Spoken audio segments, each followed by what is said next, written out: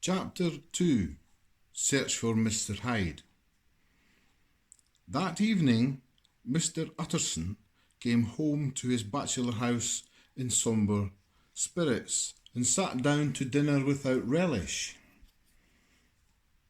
It was his custom of a Sunday, when this meal was over, to sit close by the fire, a volume of some dry divinity on his reading desk, until the clock of the neighbouring church rang out the hour of 12, when he would go soberly and gratefully to bed.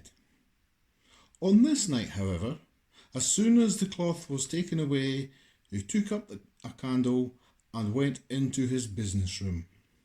There he opened his safe, took from the most private part of it a document, endorsed on the envelope as Dr. Jekyll's will, and sat down with a clouded brow to study its contents. The will was a holograph for Mr. Utterson, though he took charge of it now that it was made, and had refused to lend the least assistance in the making of it. It provided not only that, in case of the decease of Henry Jekyll, M.D., D.C.L., LL.D., F.R.S., etc., all his possessions were to pass into the hands of his friend and benefactor, Edward Hyde. But that, in case of Dr. Jekyll's disappearance or unexplained absence for any period exceeding 3 calendar months, the said Edward Hyde should step into the said Henry Jekyll's shoes without further delay, and free from my burthen or obligation beyond the payment of a few small sums to the members of the doctor's household. This document had been the lawyer's eyesore. It offended him both as a lawyer and as a lover of the sane and customary sides of life, to whom the fanciful was the immodest, and hitherto it was his ignorance of Mr. Hyde that had swelled his indignation. Now, by a sudden turn, it was his knowledge.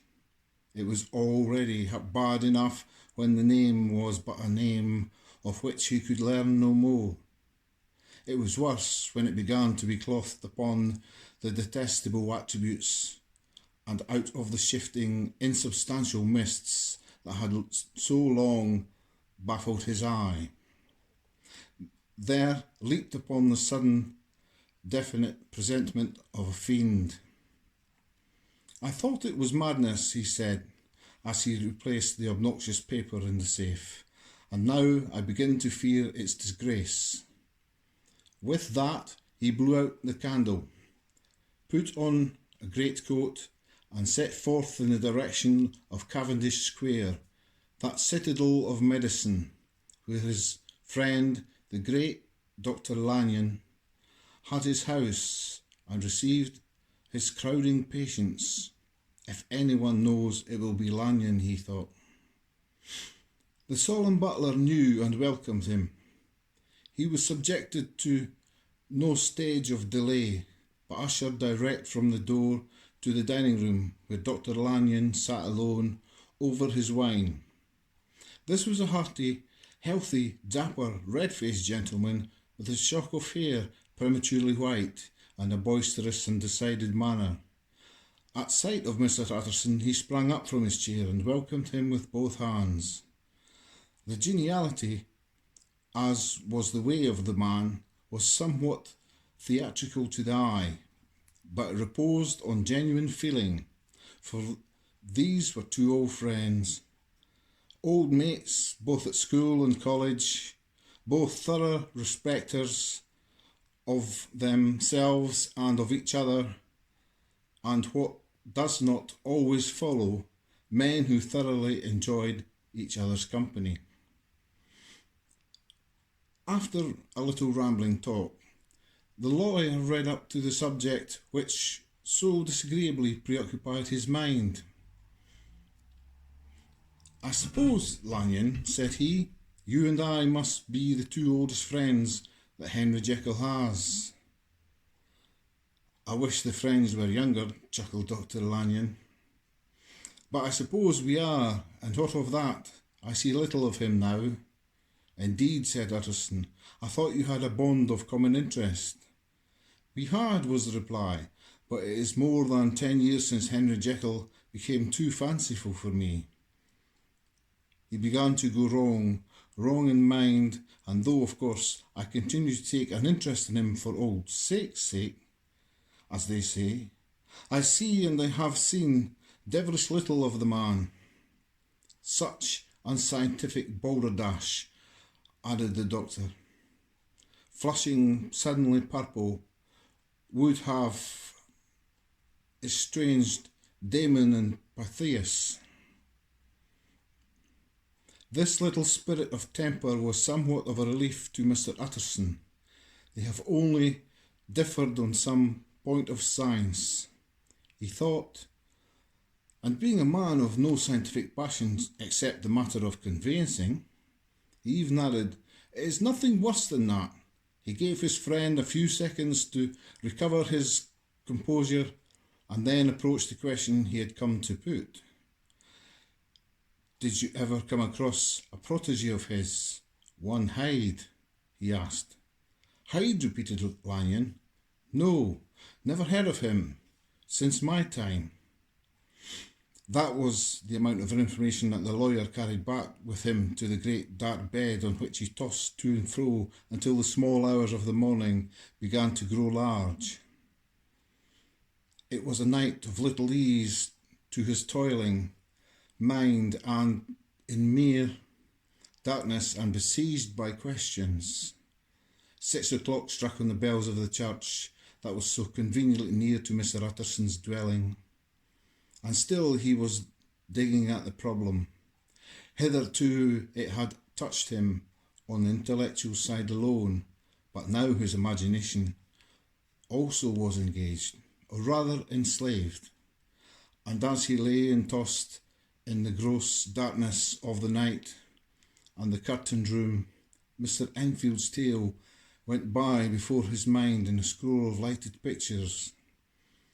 He would be aware of the great field of lamps of a nocturnal city, then the figure of a man walking swiftly, then of a child running from the doctor's, and then these meet, and that human juggernaut trod the child down and passed on regardless of her screams.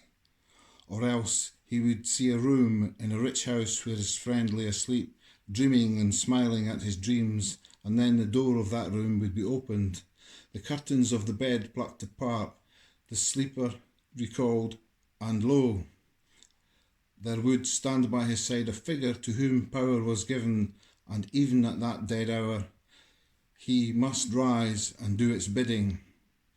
The figure in these two phases, haunted by the lawyer all night, and if at any time he dozed over, it was but to see it glide more stealthily through sleeping houses, or move the more swiftly and still more swiftly, even to dizziness, through wider labyrinths of lamp-lighted city, and at every corner crush a child and leave her screaming. And still the figure had no face by which you might know it. Even in his dreams it had no face, or one that baffled him and melted before his eyes. And thus it was that there sprung up and grew apace in the lawyer's mind a singularly strong, almost inordinate curiosity to behold the features of the real Mr. Hyde.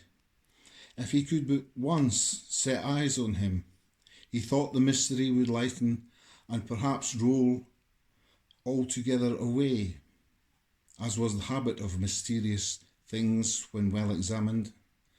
He might not see a reason for his friend's strange preference or bondage, call it which if you please, and even for the startling clause of the will.